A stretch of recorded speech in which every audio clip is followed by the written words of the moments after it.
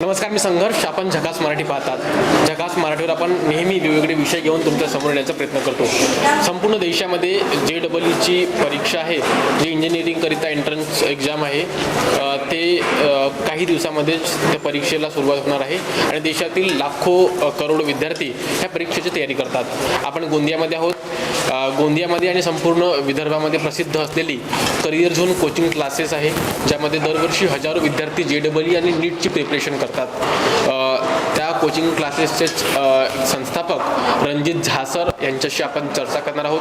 ते गणित विषयाचे टीचरसुद्धा आहेत. ह्या कोचिंगमध्ये गणित विषयसुद्धा विद्यार्थ्यांना शिकवतात. त्यांच्याशी आपण चर्चा करणार आहोत. कशा प्रकारे विद्यार्थ्यांनी ह्या वर्षी तयारी करायला पाहिजे, प्रिपरेशन करायला पाहिजे, जेणेकरून ते परीक्षेमध्ये यावर्षी सक्सेस होऊ शकतात. आज आपण जाणून घेण्याचा प्रयत्न करणार आहोत. आमच्यासोबत स्वतः आज चर्चा करण्याकरिता करिअर झोन कोचिंग क्लासेसचे संस्थापक रणजित झा सर आहे. आजची मुलाखत ही हिंदीमध्ये होणार आहे, कारण सरांना मराठी तेवढी कळत नाही, त्यामुळे हिंदीमध्ये आज आपण आपला संवाद करूया. सर, स्वागत है आपका झकास मराठी पर. वेलकम. नमस्ते. कुछ ही दिनों में JEE की परीक्षा चालू होने वाली है. देश में लाखों बच्चे इस परीक्षा की प्रिपरेशन करते हैं. हम अभी करियर जोन में है. आपके करियर जोन में हज़ारों बच्चे हर साल प्रिपरेशन करते हैं. बहुत से बच्चे सिलेक्ट होते हैं, यहाँ से IIT में जाते हैं, एम्स में लड़के पढ़ने के लिए जाते हैं. किस तरीके से इस बार 2025 में लड़कों ने तैयारी करना चाहिए, क्या टिप्स आप दोगे? जहाँ तक मेरी JEE के बारे में समझ है, मुझे लगता है कि जो बच्चे बहुत अच्छा प्रिपरेशन कर चुके हैं उनको सिर्फ प्रीवियस ईयर क्वेश्चन और शॉर्ट नोट्स याद करने की ज़रूरत है. जो बच्चे एवरेज प्रिपरेशन है, यानी एवरेज यानी 140 से 160 180 मार्क्स वाले बच्चे, इन्हें ज़रूरत है 2024 की PYQ, 2023 की प्रीवियस ईयर क्वेश्चंस यानी प्रीवियस ईयर पेपर्स, और 2018-2019 ये 2 साल के प्रीवियस ईयर पेपर्स, क्योंकि इस साल JEE में जो एग्ज़ाम कंडक्टिंग टीम है उसमें कुछ बदलाव हुए हैं. और पिछले साल JEE को NTA को काफ़ी ज़्यादा खिंचाई की गई थी JEE में परीक्षा में थोड़ी बड़ी गड़बड़ी की वजह से. तो मुझे उम्मीद है कि मैथमेटिक्स जो है वो एक अच्छे स्टैंडर्ड पे आएगा. थोड़ा सा इजी क्वेश्चंस भी, थोड़ा सा मॉडरेट भी, यानी फंडामेंटली स्मार्ट क्वेश्चन, और कुछ क्वेश्चन ऐसे होंगे जो लेंदी हो सकते हैं. ऐसे कोई टॉपिक्स है का जो इस बार आने की ज़्यादा संभावना है? कोई टॉपिक्स के ऊपर बच्चों ने ज़्यादा फोकस करना चाहिए, ऐसा कुछ? बिल्कुल करना चाहिए. अगर बच्चे का कैलकुलस बहुत अच्छा है तो फिर उन्हें पूरे कैलकुलस पर ही फोकस करने की ज़रूरत है. लेकिन सबसे इंपॉर्टेंट टॉपिक रहता है हमारा वेक्टर एंड 3D, जो कि नेचर वाइज इजी चैप्टर्स है. Matrix determinant nature wise easy chapters है, क्वेश्चन अच्छे आते हैं. Binomial theorem, complex number, quadratic equation, ये सब फंडामेंटल क्वेश्चंस चैप्टर्स हैं जो जिससे ज़्यादा क्वेश्चंस आते हैं. हाँ, इंडेफिनिट इंटीग्रेशन में मैं सलाह दूंगा कि आप प्रैक्टिस करके जाएं. बन गया तो बन गया, नहीं बना तो नहीं बना, ऐसा टाइप का क्वेश्चन रहता है एवरेज बच्चों के लिए. जो इंटेलिजेंट है उनको तो सब बन जाते हैं. बढ़िया. परमिटेशन कॉम्बिनेशन चैप्टर्स कुछ बच्चों को बहुत अच्छा लगता है, कुछ को दिक्कत रहती है. तो ऐसे कुछ चैप्टर्स हैं जैसे कि वेक्टर 3D, प्रोबेबिलिटी ज़रा सा कठिन है. स्टैटिस्टिक्स बहुत रिकमेंडेड है कि बच्चे स्टैटिस्टिक्स पढ़ कर जाएं. इस परीक्षा के दौरान टाइम मैनेजमेंट कैसा करें? क्या टाइम टेबल कैसे बच्चों ने फॉलो करना चाहिए? अगर हमें बहुत अच्छे मार्क्स चाहिए तो हमको ज़रूरी है कि हम पहले केमिस्ट्री सॉल्व कर लें. 20-25 मिनट के अंदर केमिस्ट्री सॉल्व कर लें. यानी जब पेपर आया तो पहले केमिस्ट्री पकड़ो. हाँ, पहले तो केमिस्ट्री पकड़ लेना चाहिए. 20-25 मिनट के अंदर केमिस्ट्री जितना सॉल्व हो सकता है कर लें. उसके बाद 50-55 मिनट हमें फिजिक्स को देना चाहिए. एंड देन फिर 1 आवर यानी 60 to 70 मिनट हमें मैथ्स को देना चाहिए. इसके बाद जो हमारे पास 35-40 मिनट बचे हैं, अब इस 30-35 मिनट में हमें ये देखना चाहिए कि पूरे पेपर सेक्शन में कौन सा सेक्शन हमसे बन सकता है. और ये महत्वपूर्ण नहीं होता है कि हमको किस सब्जेक्ट में कितना मार्क्स आ रहा है. महत्वपूर्ण ये है कि ऑल ओवर हमको कितना मार्क्स आ रहा है. इसलिए जिस भी अगर हमसे फिजिक्स में क्वेश्चन बन सकते तो हम फिजिक्स बनाएंगे, नहीं तो केमिस्ट्री बनाएंगे, नहीं तो मैथ बनाएंगे. जहाँ भी बनेगा वो बनाएंगे. लास्ट में हमको 30-35 मिनट बचा के रखने चाहिए. पूरे सॉल्व होने के बाद एक राउंड हमको पूरा पेपर अटेंड करने के बाद 30-35 मिनट बचना चाहिए. अमूमन मैं देखता हूँ कि मैथ्स बनाने में थोड़ा समय लगता है. मतलब 80 मिनट तक का, अगर जिन बच्चों को आउट ऑफ स्कोर करना है उनको 80 मिनट तक का समय लगता है. यहाँ पे हर साल हज़ारों बच्चे JEE और नीट की प्रिपरेशन करते हैं और करियर जोन कोचिंग संस्थान गोंदिया से चालू होकर आज पूरे विदर्भ में कुछ मध्य प्रदेश के कुछ जिलों के यहाँ पे स्टूडेंट्स आते हैं और एम्स में IIT में बच्चे पढ़ते हैं, वहाँ से सफलता प्राप्त करके देश में विभिन्न स्थानों पर सेवाएं दे रहे हैं। कैसा लग रहा है एज आप टीचर, एक संस्थापक इस कोचिंग के, ये सब देखते हुए आप क्या फील करते हो सर? यही है हमारी असली कमाई। ये देख करके, ये अनुभव करके जब भी ऐसा फील आता है तो सीना जो है वो गर्व से चौड़ा हो जाता है। जब हम देखते हैं कि IIT बॉम्बे से लड़का आया, हमारे पैर छू रहा है, बच्चों से बात कर रहा है, बच्चों से चीज़ें इंटरेक्ट होता है, वो अपने IIT के बारे में बताता है कि सर यहाँ ये चीज़ें हैं। दिल्ली से आता है, IIT दिल्ली से, IIT कानपुर, खड़गपुर, भारत के सभी टॉप IITs के अंदर बच्चे हमारे पढ़ते हैं। जब वो आते हैं, मिलते हैं, तो आनंद से भर उठता है। क्या आपका मोटिव क्या है?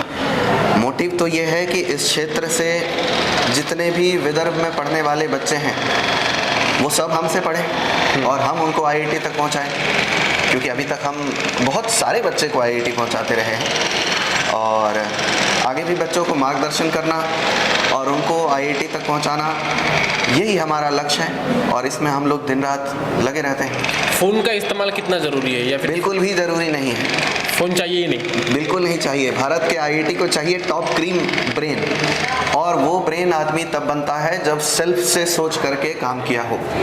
अगर किसी के लेक्चर देख करके बार बार हम रिवीजन कर रहे हैं तो हमारी इंटेलिजेंस ही उतनी नहीं निखरती जितनी कि IIT को चाहिए। बहुत से ऑनलाइन प्लेटफॉर्म है जहाँ पे बच्चे हर दिन वीडियोस देखते हैं, अलग अलग संस्थानों के वीडियोस देखते हैं, कंफ्यूज हो जाते हैं कि किसकी टिप्स फॉलो करें, डिस्ट्रैक्ट होते हैं इस सब चीज़ों से। बहुत ज़्यादा डिस्ट्रैक्ट होते हैं। मैं बहुत सारे अच्छे स्टूडेंट को देखता हूँ कि ऑनलाइन लेक्चर्स देख करके उनका बहुत ज़्यादा घाटा हो जाता है। मैं स्टूडेंट्स को ऐसे केस में ये आप सबको बताना चाहता हूँ कि अगर आपका स्कोर बहुत अच्छा आ रहा है, मतलब 250 के ऊपर आ रहा है 300 में से, देन आपको किसी प्रकार की मोबाइल डिवाइस की नीड नहीं है। अगर आपको 150 के ऊपर भी आ रहा है, आपको किसी प्रकार के इंटरनेट से क्लासेस की ज़रूरत नहीं है। इंटरनेट से क्लासेस वो बच्चे करें जिन्हें 60, 70, 80, 90 मार्क्स के आसपास आ रहा है, यानी इस 60, 70, 80, 90 नंबर पे अगर NIT नहीं मिल रहा है तब पूरा इंटरनेट से क्लासेस, वन शॉट बहुत सारे लेक्चर चलते हैं, ये सब चीज़ें देख सकते हैं।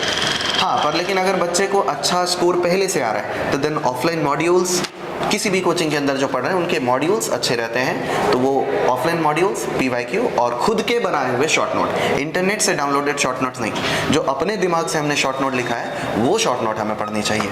कौन सी गलतियां हैं जो बच्चों ने नहीं करना चाहिए, जो बार बार बच्चे गलतियां करते हैं, जो आपके ऑब्जर्व में आ जाए?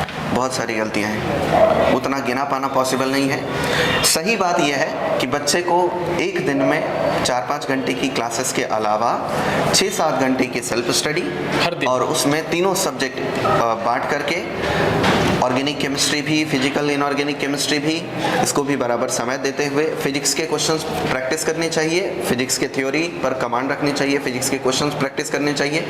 मैथ्स में थ्योरी कमांड करने की ज़रूरत नहीं होती, मैथ्स में जितना क्वेश्चन प्रैक्टिस करेंगे थ्योरी उतना कमांड होता है, उतना बढ़िया से याद रहता है। तो मैथ्स में ऐसा है कि क्वेश्चन प्रैक्टिस करनी चाहिए। जेईई में अच्छे रैंक लाने के लिए मैंने बच्चों को देखे, जो जितना क्वेश्चन प्रैक्टिस करता है वो उतना बढ़िया रैंक लाता है। और क्वेश्चन प्रैक्टिस होने के लिए फंडामेंटल नीड है कि थ्योरी हमें अच्छे से समझा होना चाहिए।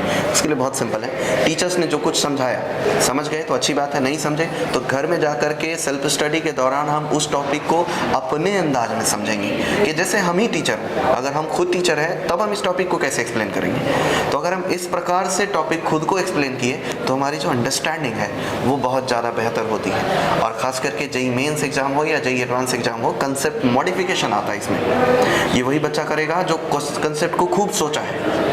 तो थ्योरी सोचना है और प्रैक्टिस क्वेश्चंस ज़्यादा करना है।